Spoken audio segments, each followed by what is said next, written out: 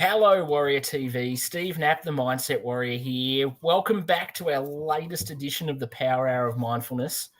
And I know I say this every week, but man, I am so excited with tonight's guest.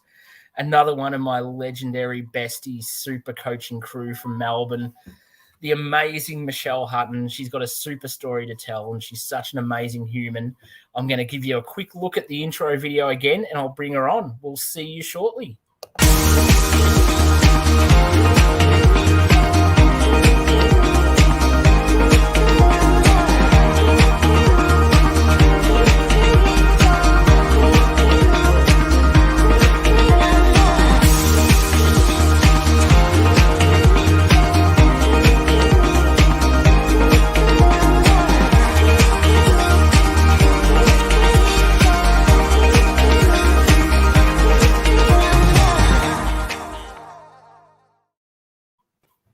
Michelle, welcome. So good to have you here. Thank you. Oh, it's a pleasure. It's so awesome to be here with you, Steve. Oh, we've been excited about this for a few weeks now since we locked in the date, probably longer. It's come around quick. It's slow, wasn't it? It was like it's come fast, but it seems like it's taken ages to get here as well. It's so good. Yes. I love having my fellow Melbourneites come on and talk about life with me because we can share our experiences of the longest lockdowns in the world and how we fight through them and all of that great stuff that we've done. It's so exciting. And other people in the world just don't have that privilege to celebrate like we can in the horridness that we've lived through. Exactly right. Exactly. But I reckon the best place to start, I'd love us to go back in time a little bit to a younger Michelle and what led you to becoming an awesome coach that cares so much about people. Where did it all begin? Oh, well, it depends how far back you want to go. I think it's just an accumulation of every big event that ever happened, every challenge that ever happened in my life. I went through a lot of challenges in my life through childhood trauma, addictions, abusive relationships. My life wasn't all bad, but I had some really heavy challenges, which led me to have extremely low self-esteem and low self-worth. Not being able to ever feel like I can find my place in the world. Not feeling like I was always the outsider. I moved around a lot. Even at one point became suicidal. I just felt like I was pushing through life continually based off all these things that we pick up and we learn along the way. Like, just keep pushing through. You just gotta sort your shit out and just keep pushing through. Or man up, or, just whatever that narrative that we get told to do that does not help us in any resourceful way get through the troubles and the challenges in our life. And I just kept trying to push through, and it just got to a point where I just couldn't anymore. And I know I've spoken to many people, and so many people relate. So I got to a point where I just started searching. I started searching for so much more. I started learning about boundaries, and I started learning about emotional fitness and emotional intimacy and emotional health. That was the biggest turning point for me. That was when I was able to start healing my past, to know myself level, and actually loving myself for the first time in my life. And feeling happiness, feeling things like happiness, and not just a fleeting moment or from having to take a drug or something to feel that. Like, this was just natural. It was so unfamiliar. It was just a natural way of being. And it was the first time in my life, I think, I'd ever really experienced that. And I just thought, if I can do this, if I can turn my whole life around and change it into who I want to be and be empowered through this and actually start believing that it's up to me, like I have the power to do this. This is within my control. I can create whatever life that I want. It's not about what life has dealt to me, like the hand that gets dealt to you, because it's not about that. It's changing that whole thing around, and that's what helped me turn my life around. And this is why I am so extremely passionate about helping others do the same. And that's my mission, just to help everyone have the most best transformed life that they can possibly live. Like, that's just amazing. That is so awesome. And you're an inspiration. And the passion when you talk about this stuff, and every time you mention helping people, you just, you hear it, you feel it. Like, the words don't matter. It's your energy around all this that I just resonate with, and you can feel the vibration. It's like so awesome to get in that space. And we got a few hellos coming in. We've got Adam, a couple of others on the Mental Health Warriors. That could be Adam again, or it could be one of the other warriors. I'm not entirely sure. But good morning to all of you people over in the UK. We're starting to get towards darkness over here now, but it's all good. And the one thing that you touched on there that I'd love to explain to our audience a bit better, I love the term emotional fitness, because we all think of physical fitness and what we need to do exercise-wise to feel better. But emotional fitness and mental fitness, it's a whole different ball game, but equally, if not more important. Exactly.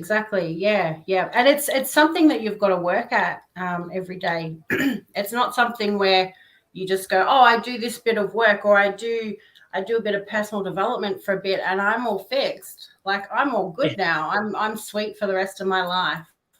And I love the term fitness, because it goes hand in hand with, if you want to keep physically fit, you've got to do that work. You've got to make that effort on a daily basis or a consistently regular basis to help keep yourself physically fit. It's the same with the emotional fitness. Definitely. Yeah, it's like a never-ending game, isn't it? Like, it is exactly the same as physically fit. If you dedicate so many months to it and you're starting to see a whole heap of great results, if you stop doing that, everything falls back. Just like you stop exercising, you put on weight, the same thing happens emotionally and mentally. As soon as you stop that, I mean, it'd be great if you could just jump on and watch a 15-minute Tony Robbins clip on YouTube and you're set for life. But unfortunately, we've got to sort of stick to it a bit more religiously and keep working on that muscle. Yeah. And look, it doesn't always have to be hard work either. Sometimes it can be. It's just getting into those little habits of having a daily practice, or when things come up, because it's really an exploration into self, isn't it? Really, like it's a discovery, it's a journey, it's an adventure into discovering all these deep, dark parts of who you are, and not be afraid of that, and allow that to come out, and allow that inner energy, that inner shine to come out. Yeah, I love that. And it's so true. I think a lot of the times the hard work is like anything else. It's in the early days. And once you've been doing it consistently day after day after day, and it becomes a bit more subconscious than conscious, it gets easier because it's just your thing. And you're subconsciously looking for these good things to develop yourself and better practices and routines. And it goes from being hard to it's hard not to. And if something feels out of whack, if you're not doing like your daily rituals or routines that you know are beneficial, as soon as you stop, you're like, oh, yeah, I feel that shift. That's not good. I want to go back. Yeah. This isn't working. Yeah. Well, they're signals, aren't they? We get these emotional signals that, things are not really on track. Like, we may need to revisit some stuff, or maybe we need to go in and do some healing, or maybe we need to build our relationships more with our emotions or our reactions or our boundaries or whatever it is. We're always constantly getting feedback from our external world and signals into what's going on inside to help us navigate us through life. Yeah, so true. And you know me well enough to know that if I'm not constantly working at this stuff every day, then I'll just fall in a heap. I'll end up being no good to me or anyone else. I've got to stick to it every day. I feel it bad. Yeah. And we've got a few more hellos. We've got hello from Kerry, hello from Caroline, the amazing Rainbow Warrior. And Caroline even said that she likes, I've worn my Holden top, which suits our branding beautifully. I've got the red and the black and the white. Purely unintentional, but it might have to become my Wednesday night attire, I think. And Adam's asked us a question. He said, when you hear the word healing, what comes to you and how do you implement it when you're at rock bottom? Yeah, that's a really good question. One of the ways that I implement it personally is I just have a moment just to quieten my body down and listen to what it is that I need. After so many years of doing the healing work, I've been able to in tune in that, and even since starting my journey, my healing journey, my spiritual journey, where that awakening, so to speak, where I've been able to turn my life around, I've still had my up and downs, definitely still had my up and downs when I still feel like I've had rock bottom. But there was just this inner knowing that I just needed to do something. And I think that's the key thing for anybody. It's that you just know you need to do something, and you've just got to listen to what that something is for you, because that's going to be different for each individual person. Whether it's meditation, whether it's some type of visualization, whether it's some type of healing technique, whether it's speaking to a friend just to be validated in that moment, to be emotionally supported in that moment, whatever that thing is that you feel like that you need in that moment is how you go about it. Does that answer your question, Adam, or do you want something extra with that? I like it. I think it makes a lot of sense that your moments of healing are going to be different every time, depending on the situation and what you're trying to heal yourself through. Like if you're feeling a bit of anxiety and worry, then obviously things that calm the mind, like meditation and breath work and that sort of stuff, are going to be really helpful. But then if like you're stressing about money or like a relationship matter, then it might be something totally different that's going to be the best way to heal. It's just, I think the more work you do, the better understanding you have about what you need in any given moment. And I think that's the real savior to be able to help dig yourself out of the holes, because you know yourself really well just from putting in the time and the work. Yeah. And just to add on to that, the one thing that I have learnt over the time that I've had to dig myself back out of these holes is that we can't do it on our own. Like we just can't do it our own. We're biologically hardwired for connection. You can have moments of having peaceful time where you're on your own and you're meditating and having moments like that. But real change to help you out of this is like you need certain people around you. You need people to help you through that, whether it be a coach, whether it be a counselor, psychologist, a group of friends, family, like whatever you've got in your life. That's like, we need that. We need that. We can't do it on our own. Like, we're not a silo. We're not meant to be separate. We're not meant to be on our own. We're tribal people. Biologically, we're still very tribal people. So we need that support and encouragement and that help from other people. And I'm super lucky, everyone watching, because I have a Michelle. So if I'm not feeling good about something, or I want to vent, or I want to ask a question, I've got Michelle. And she has the answers. She has the perfect space holding capabilities.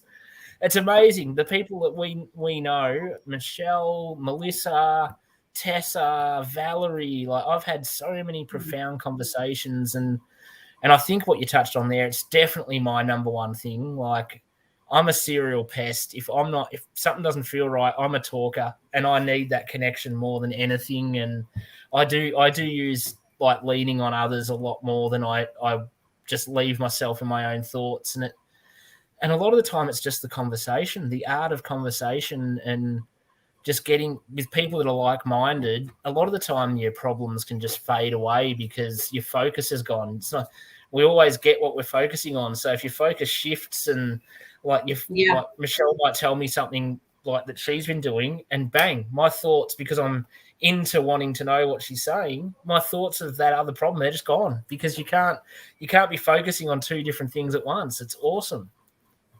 Yeah, and I love that. And just sharing insight. And I think you touched on it briefly just before, when like holding space. So holding space for people is one of the biggest gifts you can give in holding a conversation with someone that's going through something challenging. It really is just that simple art of holding space for them. Just acknowledging them, just validating, not trying to fix their problem, not trying to give them suggestions on how to get out of their problem, because at the end of the day, everybody ultimately subconsciously, energetically knows how to fix their own problem. And if they don't just yet, they will.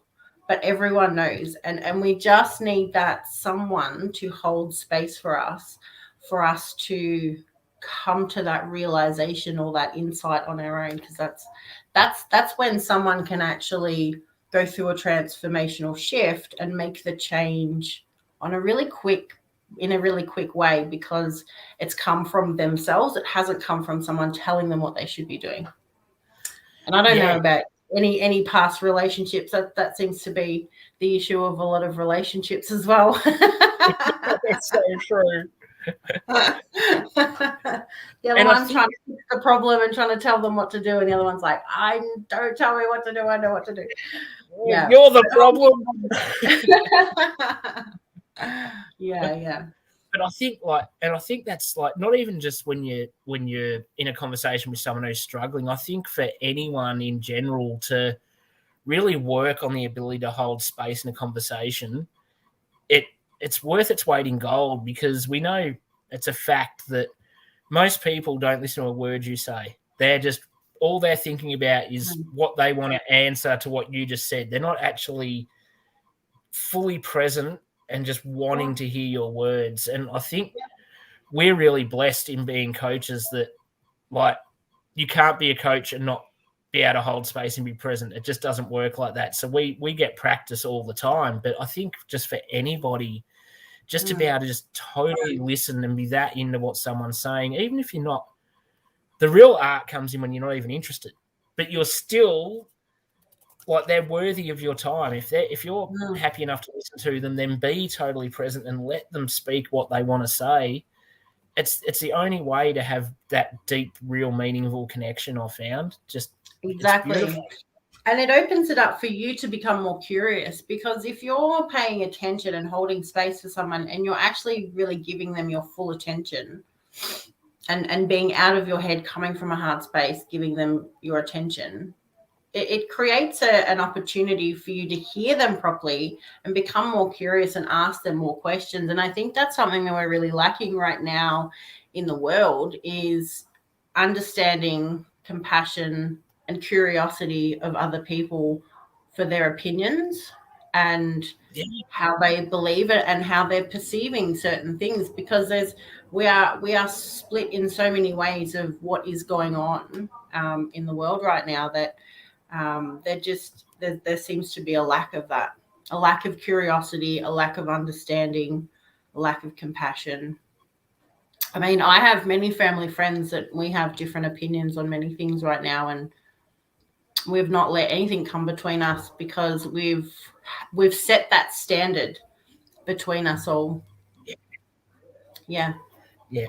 I love it. And I know we've touched on it just chatting over the last couple of weeks about how horrible it is to see people that just can't accept any other opinion. It just has to be a total hatred for their point of view because it's not the same. There's no that empathy's gone where you can just go, yeah, that's your belief.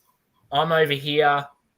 But it doesn't mean we can't have a conversation, meeting in the middle and just discussing it and being totally open to understand. And like, I deliberately follow things on social media that are polar opposite to my views and beliefs, just so I can get that feedback for what other people are thinking or maybe thinking. It's good just to at least open yourself up to the awareness. It doesn't mean you're going to agree with it, or like the people that don't agree with you have some brainwashing technique that's going to win you over to the dark side. And you're also going to think like them because you listen to opinion or watch something. It's kind of cool that you can. We are in a space, we have grown enough over the centuries that we can have the ability to have differing opinions and not hate each other. It's really cool. It is. Look, and I can understand how it is, because it's like anyone trying to make change in their life. It takes conscious effort to not be reactive from our reptilian part of our brain, which is our fight flight mechanism, and it takes conscious effort to be able to do something different in the moment and respond a different way and react a different way, and remind ourselves, what are our values? What are the things that we value the most? And am I living my life congruently with that? Am I being that person from my values in this moment? By, like if I was in a situation, which I have been in many times recently, how would love respond to this? How would love respond to this person? Because that's one of my top values, is love. And I think that that's very much needed in this time on this planet right now.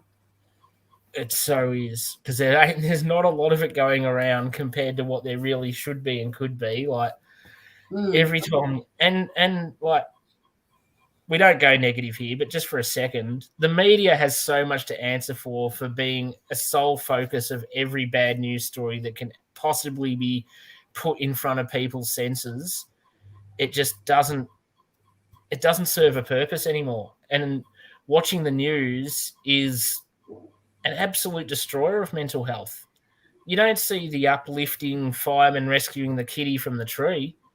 You see the kids getting bombed in a war-torn country, or you have to get told that the next COVID variant's going to be more mutated and funkier than the last. Like, who gives a shit? Just call it what it is. We don't need to have a different name for everything. Let us live.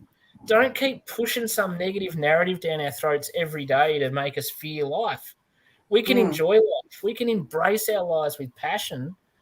And that's why I refuse to watch the news. I'm not getting sucked into that negative vortex of rubbish. It sucks. Yeah. Sorry, yeah, definitely. Went a bit ranty there. Yeah, look, and I can appreciate that many more are tapping out of that now, which is great news. I'm seeing so many more people on this planet waking up. I'm seeing so many of this planet wanting to change themselves, wanting to do something different, have something different, be something different. And that's where the real change comes from, which is amazing to see. I know sometimes we can look out the window and just think, dear God, what is happening? But it is, when you really get into it, it's changing on so many levels, which is really awesome to see. Like, just the awareness around so many things, like mental health, emotional fitness, emotional intimacy, relationships. It's becoming a very big thing that people are wanting. So I know there was a study done in the 60s, I think it was, and it was where males and females rated love and relationships, like their partnerships.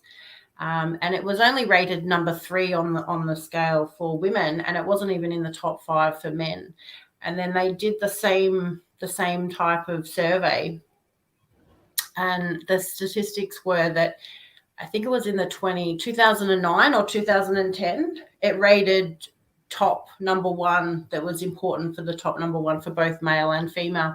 So we're really seeing a massive shift, and that was early 2000s, 2010, 10 years ago, let's say. Yeah. Been another massive change in the last 10 years or so too, hasn't there? It's crazy.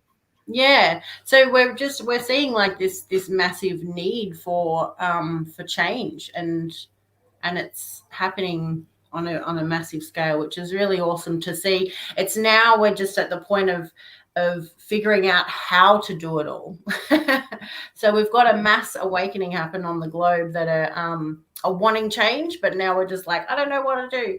So it's up to so many of us that are in this position, this awesome, amazing, privileged position of coaching or being a healer or a psychologist or a counselor or someone of helping on this planet to help the others through exactly how to do that, which I think is amazing. It is. You're amazing. You're leading the way. It's so good. It's so. And look at this. We're getting some other superstars. Valerie's jumped on and said hello. Yay. The amazing Tessa's jumped on and said hello as well. And then Kerry said that she was doing her unit 2 for mental health yesterday, and the last question was how the media affects mental health, and the box it provided wasn't big enough. Yeah, you'd need about 10 pages, wouldn't you, for how that all works. And I did see another question from Adam up here as well. I better scroll back up. Oh, that's after he said Steve's a talker and half the time we can't get him to shut up. Oh, yeah. He did say we love it, and he comes with so much love. See, that's what it's about. That's what it's about. And then he said, a question for us both. When you hear the words love and connection, what comes to you, and why do you think we choose to love and connect with others and ignore the connection and love with ourselves? It comes from because it's what we're taught. So because everything that we do is like while we're in, so whether you believe that, I don't know if everyone here believes that we're a soul in a human body. The soul part is that's the pure love. That's the pure love and connection, because subconsciously we all together, we all connected as one. But in a human form, in a human body, we are still biologically hardwired for connection. And from the time of birth, depending on our different circumstances, from growing up, from our peers, from our parents, from whoever was our caregivers, who are our teachers, who are the siblings, friends, anyone that helped us, like sports coaches, anyone that influenced us at all, growing up, or our partners, has had an influence or an added part into that. And everything that has happened, it's become a learnt behavior. So usually we've learned from society or through family systems that, you know, we are meant to put ourselves on the back burner, and we are meant to put everyone in front of us. So if you look at some time ago, and this is only recently that this has changed, this is starting to change, but when you look at a mother to a child or to a family relationship, it was always that the parents or the mother had to put herself first. So if a mother or a single mother or something was struggling to put food on the table, they would always put the child's needs first. If you are struggling financially, it's always the child's needs first. It's always the child's needs first. Like, you can't be selfish about this. Like, what type of parent would put their needs before a child's need? Like, there's aspects of this, like, yes, we still need to care and nurture our children, and we still need to provide for them. Definitely. That's not what I'm saying. It's about also including us in that care and nurture and love that we put as a priority also. And like I said, that is changing, which is awesome. but there is a lot around that. There's a lot around that. And there's also a lot around in, especially when it comes to not just females, but some females in business as well. So it's just putting our needs on the back burner, which yeah, it just comes down to like what we've learned. Yeah. And now we have to unlearn that and relearn something else that's going to help us. It's so help us true. go the way. Yeah. It is, isn't it? Because if we're not having that love and connection with ourselves, we're doing a disservice to the people that we are trying to give all the attention to, because we're not being the full, truest, authentic version of us. So they're not getting Yeah. the best version that they would be anyway. They're just getting like a partial version, because if we're not brought as whole and aligned in who we are, we can't deliver that love and service that we want to everybody else. And well, that's exactly right. I mean, and this is the thing. We end up stacking on things like resentment or like anger, or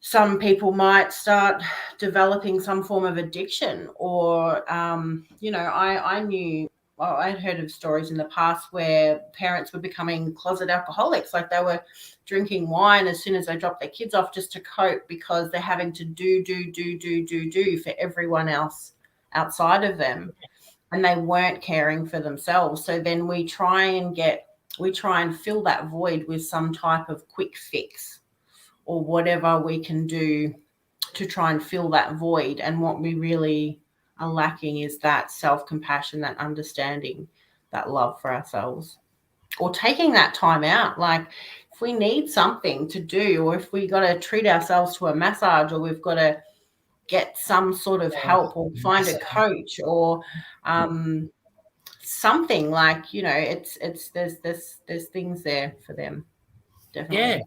And I think slowly the wheel's turning now, that if you take a bit of time for yourself, it's not selfishness. Where I suppose it always was. I know through like our generations growing up, that was, oh, what are you doing that? And I mean, I still get it now at home when I'm doing stuff. It's like, oh my God, you're so selfish. I'm like, I'm selfish because I'm giving my time to others. So it's all perspective, isn't it? Like selfish because I'm not spending time with other people, but I am with others. So it's sort of like, it's all how you're perceived. And I made a stand a long time ago that, yeah, I'm here for everybody. And if I can do something that is of benefit to others, there's my self-love as well. Like I'm getting the value back from doing this sort of thing. Like that, this is my own version of self-love. Just having the conversations and hearing the stories, that fills me up inside, and seeing people succeed, and all the times that I've been able to really, being able to which is one of our needs. Like, it's one of our core needs, contribution to others. Yeah, it's so cool. And then what else we got? Oh, Sandy's jumped on. Thanks heaps for jumping on and watching us, Sandy. And what else we got? Oh, and Kerry said some parents see themselves as selfish for treating themselves over their children, but we have to remember to look after ourselves, because if we didn't, we can't look after our children. Yeah. Spot on. Spot on. There's so much. Yeah. Look after yourself, people. Without yourself, there's none of you to go around. And I loved what Valerie added in as well. I think that's 100% true. We can only have that loving of others and loving towards ourselves with boundaries. That's definitely something that's got to go hand in hand. And that's another thing that takes a lot of work, isn't it? Like boundaries aren't a natural thing. Like you've got to sort of understand where to place a boundary, and you've got to accept that sometimes you can move it. It's not a Donald Trump wall. It can be moved. It's not a fixed address. You can go, no, I've put my boundary out a bit too far there. I'm letting too many people in. You can bring it back and adjust it, and it's just understanding and working out. I suppose, and it's a bit of self-love again. Make sure that you're not giving away too much of you all the time, when you've got to make sure you're putting enough time there for yourself. Yeah, exactly right. Yeah, I love that. I love it. This is so cool. And I know I keep going back to it with the emotional fitness, but I know emotions, and I shared this, that I know with your webinar that was on all the emotional side of things, the emotional intimacy, how important I thought it was for men to attend that webinar. So I'm putting it out here again to all the mental health warrior audience. Next time Michelle runs a webinar that has anything to do with emotional intimacy, emotional intelligence, emotional fitness. Brilliant for everybody, but I think for men, it's a space that we don't normally find as a comfort zone or a topic of conversation and an understanding. Have you found that as well, that this is an area that men don't tend to have a focus on or an understanding about? Yeah, definitely. Although on the other scale of that, I find that they're the most that get the most out of it. I've had Yeah. clients who I've done emotional intimacy work, especially with, and they've just been blown away. And I think because they've never experienced anything like that on the level that they were able to experience their transformation or their shift or a healing that occurred ever, it was such a mind blow for them. Yeah, Yeah. yeah. But I think it needs more light for males, especially because males can have it tough in this culture, in our culture, and in this world, especially in Western culture, like our sort of culture, because there's a lot of stigma around males, like they shouldn't have emotions, they shouldn't feel, like you should be the tough guy, you shouldn't cry, like men don't cry. Toughen up, get over it, man up, like whatever the what gets said to people. They really do get a tough go of it when it comes to feeling the emotions. And the thing is that like everybody has emotions. Like if you are a human being, you have emotions. And emotions are biological. They're not just these silly things that come and go sometimes and we just keep pushing them down. Like they're biological. Just like Yeah. we have a heart that beats and we have organs and blood that flows through our veins, we have emotions. And for them to be able to experience this and feel some of their emotions and then start to begin to feel a range of emotions too, that's a big thing for some guys, and then have it in a space where they feel safe to do that and feel okay and start rewriting that programming in our neurology that it's not okay for men to do that, and or it's weak to be vulnerable. But I can tell you now, if men actually want a substantial, meaningful, powerful, deep relationship with someone, then that's the key to it. You can't have a deep, meaningful relationship without vulnerability.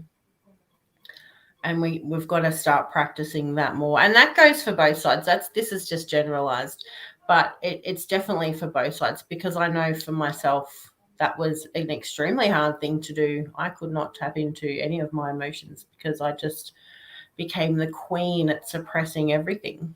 Yeah. And that's so common, isn't it? Like, Yeah. it's so common. And I mean, I couldn't agree more with all of that. Like my life has turned so much since I allowed myself to, first of all, I suppose, to feel all the emotions and to let there be an understanding of what I was feeling at any given moment was totally okay. And opening up to that vulnerability, we always say it's a superpower, and allowing Yes. people in and knowing that I could share myself openly and freely, and there was no judgment. And if there was, it didn't matter because Mm. I owned everything about my past, my present, where I'm going. And there's no one can rattle a skeleton in your closet if you're totally vulnerable and open with yourself, and you're really in tune with who you are internally. You can't, no one can do anything. You're bulletproof because they can try, and you're like, oh, that one, yeah, I talked about that live on YouTube. Yeah, come on, what else are you gonna throw at me? Like, there's nothing left. Like, and I've found, like, it empowers you so much, but I've found how much it empowers the people around you when you're like that as well. And when you tap into your own emotions and your feelings, and you can get intimate with yourself.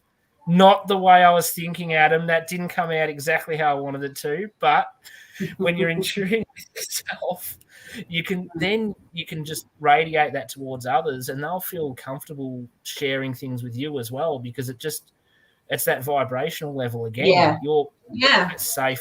Yeah. It opens you up to having deeper connections with other people. So we can only go as deep with other people as we can within ourselves. So, you know, and this is even with some coaches. So some coaches still struggle with this too, because it's being able to tap into that really deep stuff within you and being able to do that with other people. And that's just not in a coach-client relationship. That's with any relationship in your life. So this is a practice that I've brought in with my son even. So the relationship between my son and I. He's 19 now, so he's a bit older. So I can start doing things more with him where we can have deeper, more meaningful connections. We can become more vulnerable together. I can model that to him to be able to show him how to do it, because we're still learning. So as of we're about, I think it's about 29 years old is when our brain stops learning from the people around us. So the old education used to be when kids get to about teenager or at the end of teenager or when they become legal age, they've learnt all they can from adults. And that's not true.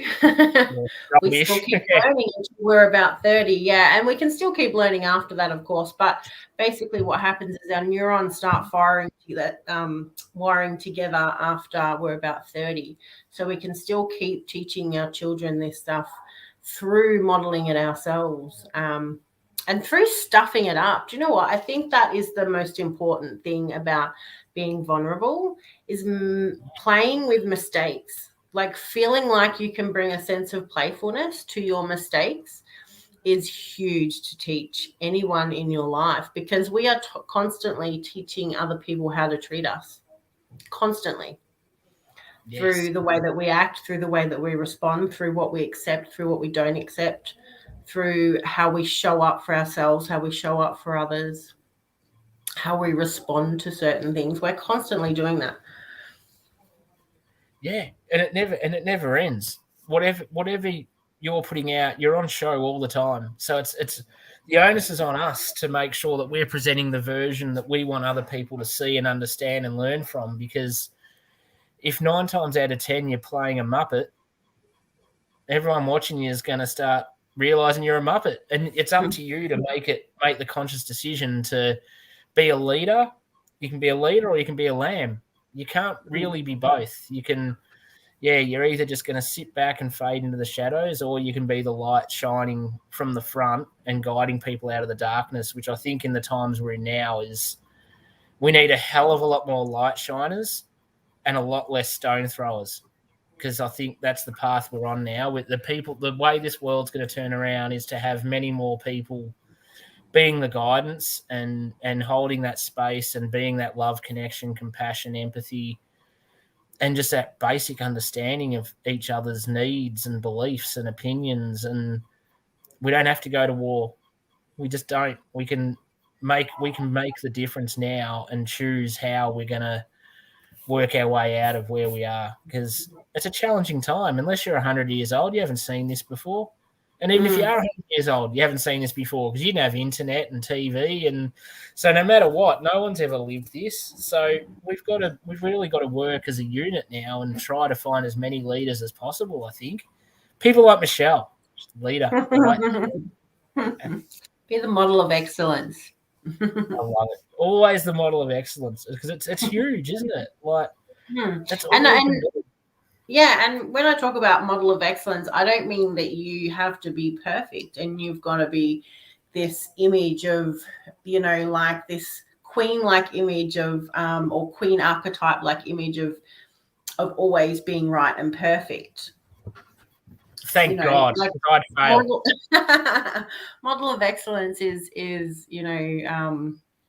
just leading the way in who you want to show up as for yourself. I think that's so powerful in itself. Like, who is it that you want to show up to be for yourself, to create that for other people around in your life.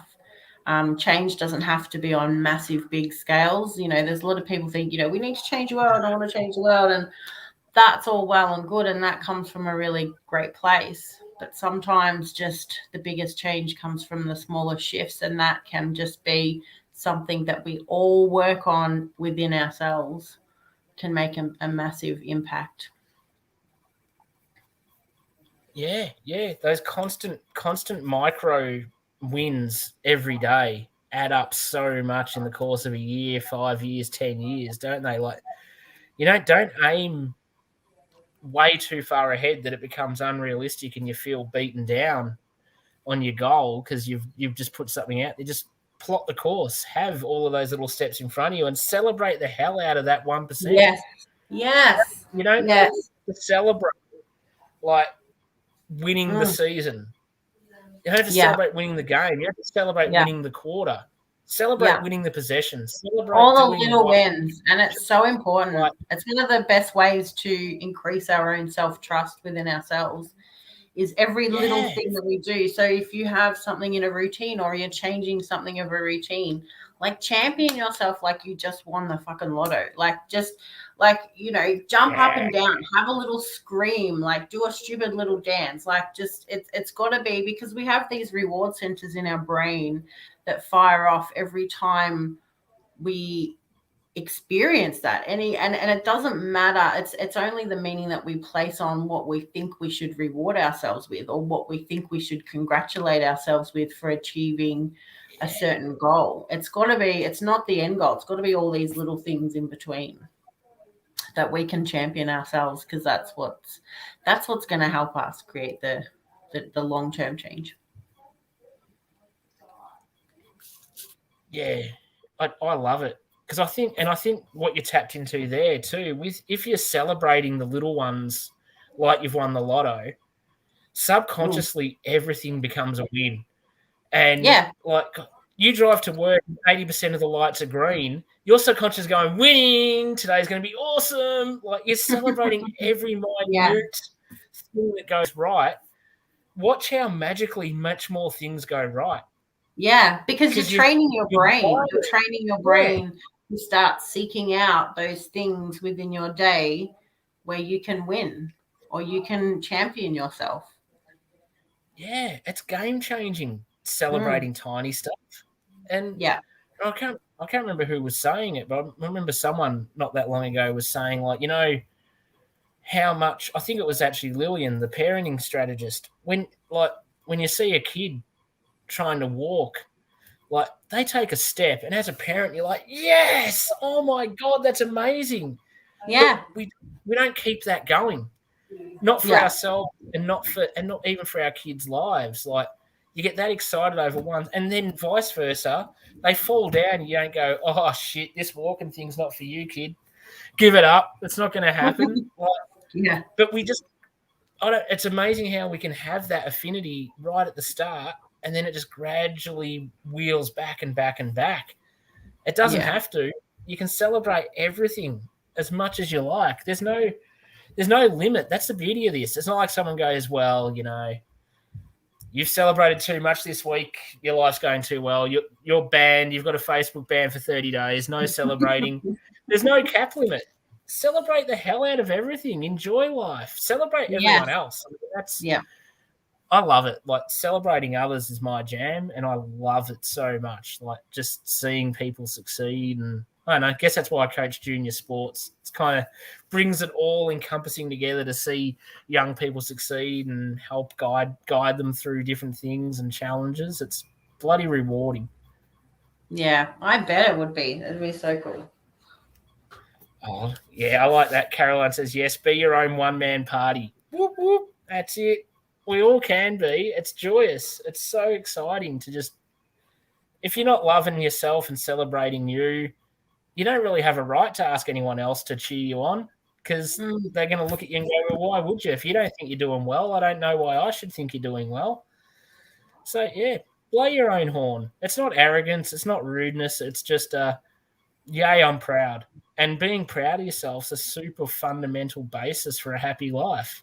Would you rather be proud or feel crap all the time and downtrodden and guilty and shameful? I've been both sides of the fence, way hard, like both sides, and I know what I'm choosing. Shame and guilt sucks big time, and it doesn't serve a purpose. You just stay there and you drown in it for days. Like, it's not a choice that you want to make. It's like the other side of the coin's shinier, and it's so much better. You got to choose. You got to choose life. Choose fun. Choose winning in a good way. As long as it's not harmful for anyone else, then always take that celebratory route, I reckon. Yeah, definitely. And find groups that you can validate each other with as well. Like, find your tribe. I think that's so important. Find communities of like-minded people, of things that of interest. Because we also need to validate each other. We actually need to hear validations from other people too. That's actually a requirement. So there's this myth or some outdated education around things like codependency. So this is a lot of work that I've learned and done along the way when it comes to things like addictions and codependency relationships. That there's this misinformation that you shouldn't be codependent, and I really don't like that term, because what that's saying is that someone is so needy that it's all on this individual that needs this attention, that needs this love, that needs this thing met inside of her that she's not receiving or he's not receiving. And that usually comes down to a miscommunication when it comes through in relationships. But the codependency comes from a biological need, that we still need that, because going back to like tribe mentality, we still are biologically hardwired that way. We still our brain still functions in that way as well. We still need validation from each other. We still seek outside of ourselves, which is healthy. We need a balance of both internal, like checking internal, and also checking in internal. Like, is what this thing I'm doing okay? Like, do I look stupid in this? Like, we're always seeking from external as well. And that's, we do need an aspect of that. And we do need validation, because we need to feel heard. And that's part of having our emotional needs met. We need to do that for ourselves, but we also require that from others too. And isn't it funny how, like, certain words end up getting a meaning attached to them, which turns them into a negative? Like, at its core, to say codependent, it actually sounds really lovely. It sounds like two people with a common focus working together. And it sounds like it should be something celebrated and nurtured, but it becomes, oh no, look at Sally over there, so codependent. Oh, what a loser. It's just, I don't like the way sometimes words get turned into things that steal their inner beauty. Like, it's not fair. Like, the poor word, I'm sure that was formed for a good purpose, and it gets beaten down unfairly. Well, there's still an aspect of being mindful of not being fully dependent on someone else, because that's not what we're here to do. We're here to still we're still here to learn for ourselves and empower ourselves and have our own self-trust and our own self-belief to be able to make decisions, to be able to know what we need from ourselves and from other people. But that needs to be in unison with the people outside of us, or our external world as well. And it also comes down to the communication styles within relationships. So if you have, like, and this is just a generalized, this can swap for male and female, but so this is just a generalized. But for an example, if you have a female trying to communicate something to a male, and they're just dismissing it and they're not really hearing her, and then she's going to get louder and louder about it each time. And then he ends up saying something like, oh, you're just nagging me all the time. Like, why are you nagging? Because she's not getting her emotional need met. And then when that dynamic starts happening within a relationship, it's just going to keep increasing. If they don't fix that problem, or if they don't bring awareness or attention to that problem just escalates more and more and more. The male wants to pull away even more, and the female wants more and more attention. And again, this is generalization because it can be the opposite. And that's when the label comes in, codependency. And it just simply comes from just being able to communicate and to figure out what the needs are, to be able to hear and allow the other person to be heard, to be able to validate what's going on internally for the other person, so then they can work better as a team and have a deeper relationship. That would change relationships everywhere if men and women could have that understanding of each other, or women and women, men and men. Sorry, I shouldn't just throw everyone into the same heterosexual bucket. But it's amazing. Like that's the one time relationships seem to be the one time where, on the intimate side, people do tend to think more about themselves and go, these are my needs in this relationship, and I think that does draw a lot of the arguments out into light, because it's like, no, I need this. Well, I need this. And it's like, no one actually listens to what the other one needs. It's just like a negative pushback against each other of I need. And it's not like, oh, honey, that's totally fair. I understand. I can totally see why you'd need that. I didn't see that before. I didn't get it. Thanks so much for explaining that's how you need it. Not yelling it and ramming it down my throat, that's your needs. Nice little, beautiful, gentle conversations, and things can be very, very different in relationship land. Not that mine's perfect by any stretch. Don't take relationship advice from me. I'm no guru there. That's why I'm the mindset warrior, not the relationship warrior. Don't come to me for that advice.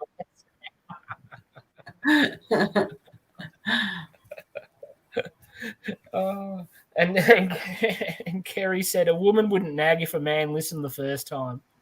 See, that's just harsh. That's not helping. That's just harsh. And there was another question. It is a last question from Adam. He says, Michelle, would you recommend the Mental Health Warriors? Yes, of course I would. Definitely. What a loaded question, eh? We're not going to come on here and go, nah, this is crap. No, I hate it. Never. Yes, you would. Jeez. Michelle loves us already. She's part of the family now. And then there was one thing just before we wrap everything up. I just had to click back up so I could get the time. Yes, my normal housekeeping. Our newest member of the Warrior family, Simon McDougall, will be on live. It's earlier tonight, 7 p.m. UK time. So that will be 6 a.m. for us Aussies that get up nice and early. And Simon's going to be joined by Adam, and they're going to welcome a superstar, Kate Vrustak, and together they're going to ignite the hunger inside you. Now, that sounds pretty darn cool. Although I'm trying to lose weight, so igniting the hunger inside me is not ideal right now. I need to suppress the hunger inside. And that's one more thing I should touch on before we go, Michelle, because I know you'll be into this. Over the last week of shows with myself and Valerie and myself with Caroline and Tessa, we got on the topic that a lot of us mentioned that we gained weight in this last lockdown and that we'd been through, like no one was feeling as good. So we concocted a little plan where starting today on the 1st of December, we're going to have a little Mental Health Warriors accountability and love fest area where we can all work on whatever we want to do, but have our own little community vibe going where we can support each other and can share our little wins or anything that we're struggling with that the rest of us in the community can help them with. And so like I'm getting back into the walking because the body's not up for running just yet. And then, there's guys doing yoga. There's all sorts going on. So if you're keen to get involved with us, the more the merrier. We'd love to have you running amok with us, and you can teach us some volleyball skills. Yes. Yeah, resident volleyball specialist. Yeah, that's good. Oh, Adam's doing yoga today. I totally hear you. I feel like the planet got heavier from everyone putting on weight in the last lockdown. Yeah, it's so not fair. You work so hard to get fit and healthy, and then it just goes away like that when you get a bit older. Just wait for Adam to throw in something about how old I am. It generally comes. I'll get grandpa or something at some stage here before we wrap up. He loves it. Loves picking on me. But it's been so awesome to have you on, Michelle. I'd love for you to pop back and jump in with us again at some stage next year. I've only got a couple of shows left to go this year, and I love everything you do. I love your stories. I love how you can explain everything. It's just phenomenal. And you are, as I said it in my little promo post today, you are the superstar of all superstars. You tell it how it is in such a loving, understanding way. It's awesome. Aww. Absolutely awesome. Thank you so much. It was so lovely to be on tonight and chat with you tonight. It was great. I definitely would love to be back. Yes. And as always, we love everyone that's tuned in, all the awesome comments and questions. Adam's been digging deep, pulling out some ripper questions today. Absolutely awesome. Kerry says we're going to change my name to the Chatterbox Warrior. Jeez, see, if one of them's giving me love, the other one's got to turn on me with a bit of banter. I can't win. But no, massive appreciation for everyone that's watched and everyone that watches on replay. Hope you're gaining so much out of these shows because we're loving putting them out, and the great guests keep rolling. We'll have another one of our good friends, Anton from New Zealand. He's actually from England but lives in New Zealand. He's an honorary Aussie too. He'll be jumping on board with us next Wednesday night. That'll be pretty cool. Everyone that knows him knows he's got a pretty sharp brain and has a lot of awesome insight into how people tick. So I can promise that'll be a ripper as well. Yeah. Anton will bring it for sure. He's an amazing man. He'll bring it all right, just like Michelle's brought it. Awesome, Dale. Thank you so much. You're an absolute delight as always. And thank you, everyone else. We will see you all soon. Thank you. Bye. Bye, guys.